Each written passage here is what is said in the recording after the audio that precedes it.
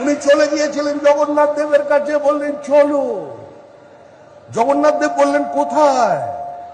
বললে সমুদ্রের পাড়ে দীঘায়। ওখানে কি করব? আমি তো এখানে আছি, পুরীতে আছি, ভালো আছি। উনি বুঝিয়েছিলেন পুরীর সমুদ্র অশান্ত, রাত্রিবেলা তোমার ঘুমের অসুবিধা হবে, তুমি চলে এসো এখানে দীঘায়, শান্ত দীঘাতে। জগন্নাথ দেব বললেন আরে দুটো ধাম কি করে হয়? বললেন আমার এখানে সব হয়, সব। আমার এখানে 40,000 চাকরি বিক্রি হয়, আমার এখানে ব্যালট পেপার মানুষ খেয়ে নিতে পারে, আমার এখানে পঞ্চায়েতের শৌচাগার খেয়ে নেয়, আমার প্রতিভা সম্পর্কে কারোর কোনো জানা নেই।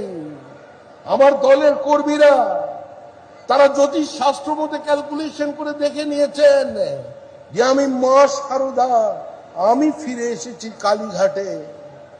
আবার কেউ কেউ বিবেকানন্দ খোঁজ করেছিলেন, ভাগ্যিস উচ্চারণ করেননি, না হলে বিবেকানন্দকেও ডিজের বাজনা শুনতে হতো।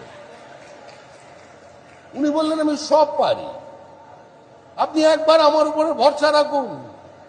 রবীন্দ্রনাথ গীতাঞ্জলি লিখেছেন, আমি আপনার জন্য কথাঞ্জলি উপহার নিয়ে বসে আছি।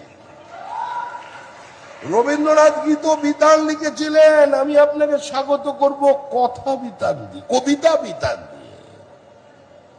রবীন্দ্রনাথ বিশ্বভারতী দিয়েছিলেন, আমি বিশ্ব বাংলা দেব। আমি নজরুলকে মুসলমান বানিয়ে দিয়েছি।